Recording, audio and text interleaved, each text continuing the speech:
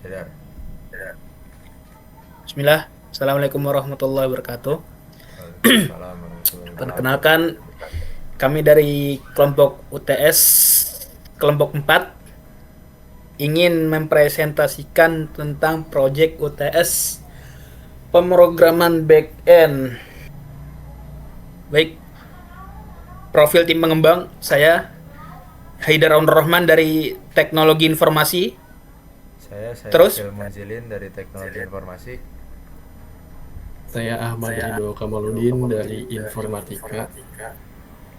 baik, selanjutnya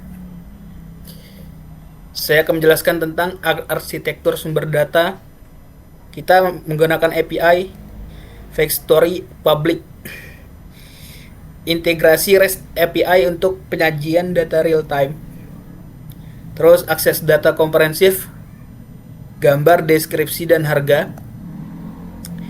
Terus yang ketiga, output format standar industri berupa JSON.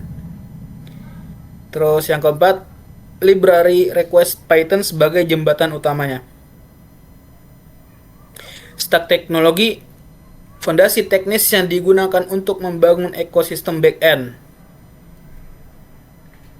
Ya, selanjutnya. Oke, jadi lanjut di implementasi backend. Yang pertama kita menggunakan Flash untuk micro framework utama yang mengelola routing, middleware, dan logic server intinya. Nah, kemudian ada library Jinja 2 untuk mesin templating yang render dari API ke dalam HTML secara dinamis dan lebih efisien. Dan yang terakhir itu ada logic filter, jadi pemrosesan data case sensitif untuk mendukung fitur pencarian produk yang lebih akurat.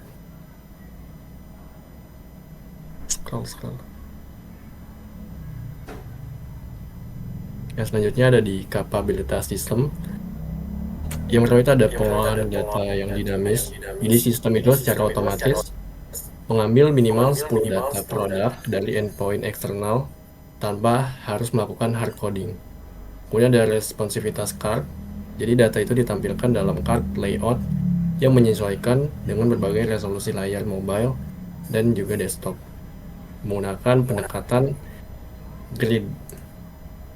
Nah, kemudian yang ketiga, fitur pencarian yang akurat.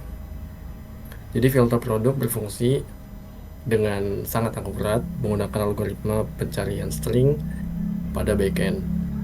Nah, kemudian ada manajemen error, jadi error handling, di mana implementasi sistem yang bebas error melalui validasi respon kode dari API eksternal. Nah, ini ada matriks implementasinya. Nanti akan didemokan oleh teman kita.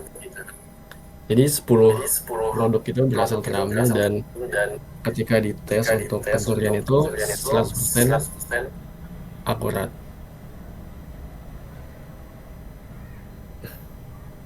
Yang bisa dilihat sini hasil implementasinya. Yang pertama itu ada komponen integrasi API. Jadi kita berhasil melakukan parsing JSON dari endpoint eksternal secara asinkron. Kemudian ada yang komponen antarmuka. Jadi kita berhasil membangun layout yang responsif, art yang rapi, informatis, dan juga user friendly bagi pengguna. Kemudian ada server backend, project flash yang sistematis dengan memisahkan logic dan view yang jelas. Oke, mungkin saya coba bakal dijelaskan oleh teman kita, Akil. Aku Oke, dapat yang silakan. selanjutnya kita akan mendemokan hasil project yang sudah kita buat. Ya, pindah. Nah, di sini sudah kelihatan ya. Di sini project kita membuat katalog produk e-commerce. API yang kita ambil yaitu adalah Fake Store Public. Nah, fitur-fitur yang ada di dalam ini adalah kita bisa ke pencarian, saudara. Misalnya kita mau mencari jaket.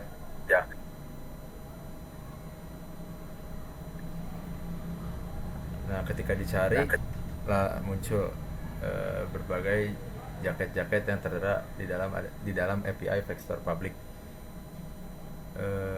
Jika kita reset,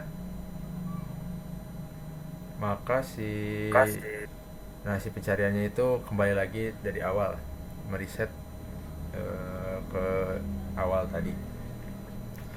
Nah, jadi apa namanya,